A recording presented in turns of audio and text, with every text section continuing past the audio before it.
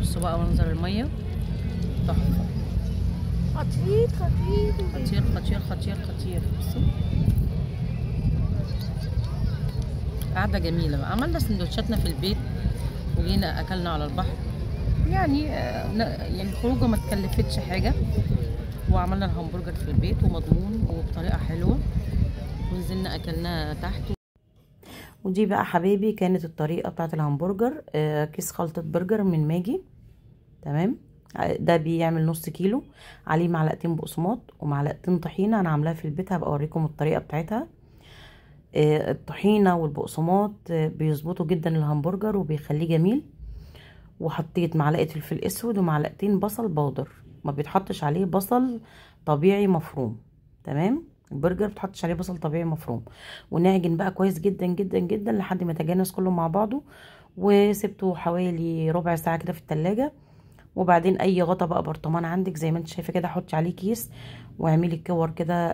تقسمي الكور اللي انت حباها يعني بالسمك اللي انت عايزاه، وافردي كده افردي. تمام.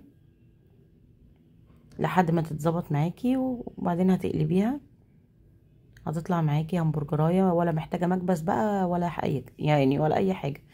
واللي وصل معنا في الفيديو لحد هنا ما ينساش يحط لايك للفيديو وكومنت جميل كده زيكم، واعملوا اشتراك في القناه لو مش مشتركين لو عجبتكم.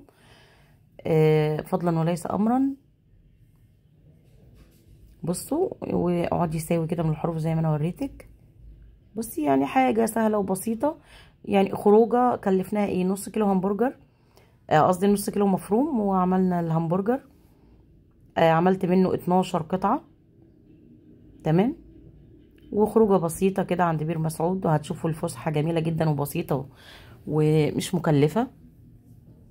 ونزلنا اكلنا في اجواء كده البحر، وكان جو جميل كده. وانتوا عارفين القعدة على البحر بتبقى حلوة قوي. وهنا بقى جودي بتقليه. تمام.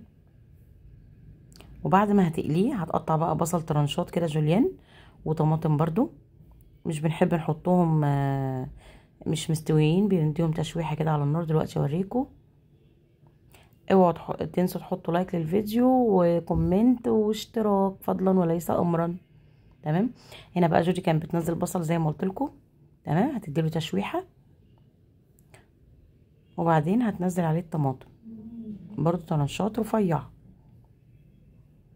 وما تنسوش تكملوا الفيديو عشان هتعجبكم الفسحه قوي، وهوريكم بير مسعود في الفيديو. تمام.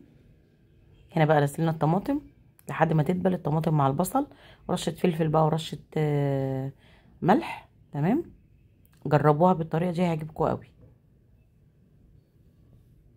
ورشه ملح. تمام.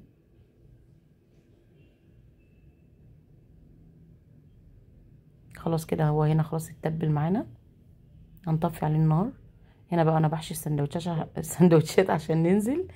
بصوا، شويه مايونيز على شويه كاتشب، وهرص بقى السندوتشات بتاعتنا. وبعدين بقى هنغلفها في كيس. ما كانش عندي علبه للاسف كبيره احطه فيها، فحطيته في كيس. تمام. بصوا والله العظيم جميل يا جماعه. ما كلفنيش غير نص كيلو مفروم يعتبر، والعيش، وخروجه ببلاش. تعالوا بقى اتفرجوا على الخروجه معايا. يلا بينا على الخروجه.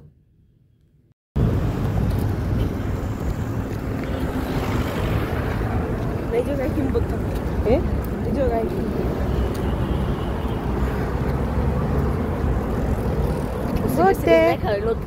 بس احنا رايحين بير مسعود كده، داخلين عليه. بس شايفين الزحمه عامله ازاي.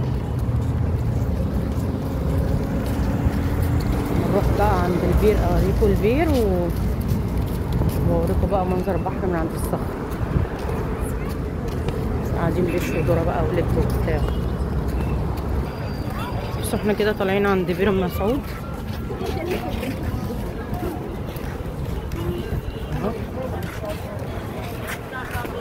شو هو ده البير.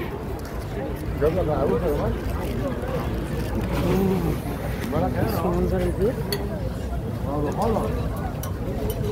ده بقى. بيرموا فيه بقى جنيهات وانسس واللي عايز بقى يتمنى امنيه بقى بيعرف يتمنى بقى امنيه هنا ويدعي يعني. بصوا النور،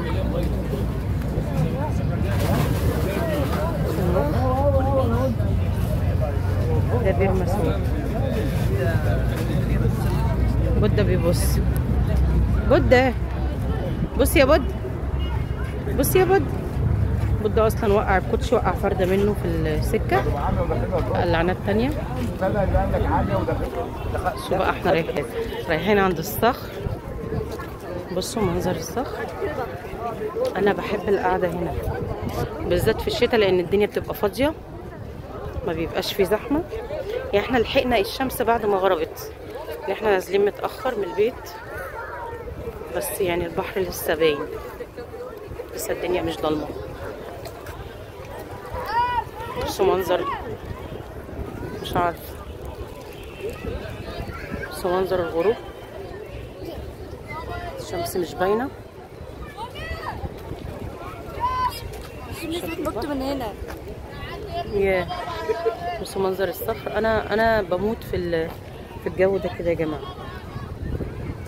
بحب هنا جدا، وفي الشتاء بيبقى اجمل واجمل واجمل. الناس بتنزل بقى من هنا. وايه ده؟ ما عادي بقى جايبين كراسي وترابيزات. بصوا الجمال. احنا هنبص كده على الميه وبعدين بقى هنقعد ناكل ونيجي نقعد على الصخر بقى شويه.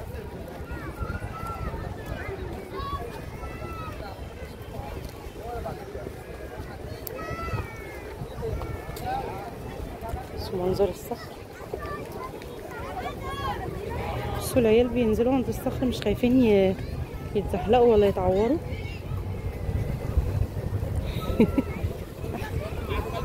بصوا المنظر. نقعد بقى على الصخر هنا كده. في قعدات بره بس الدنيا زحمه قوي يعني. مش هنقعد طيب ولا ايه؟ يلا بينا. مالك متعصبه ليه؟ بالعرض يا خالد.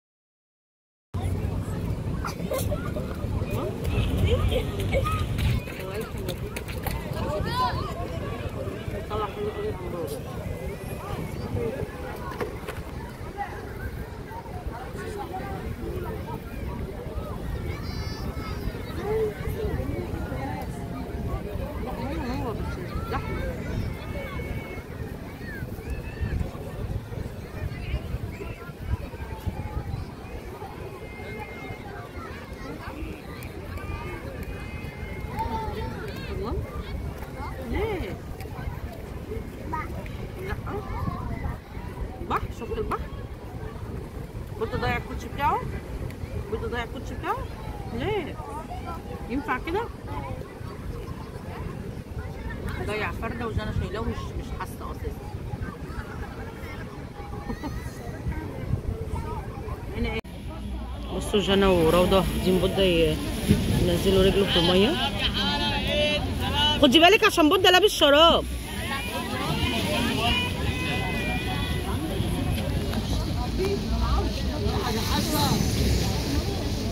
مش عارفه انتوا شايفينهم ولا لا.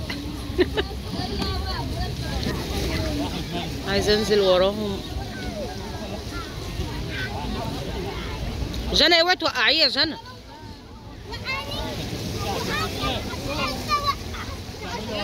تعالي هنا يا روضه، انا خايفه يقع منكم في الصخر يا روضه.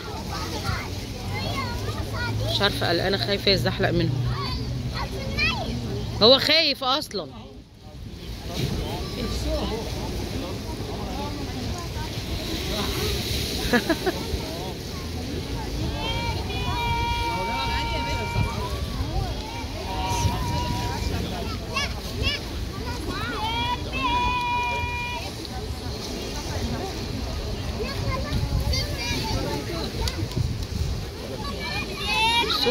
السما باينه في الشمس باينه في السما. بصوا مش عارفه ايه الحاجات اللي بتلمع في الميه دي. جت عماله تنور كده الوان، بس ده على الشط كله.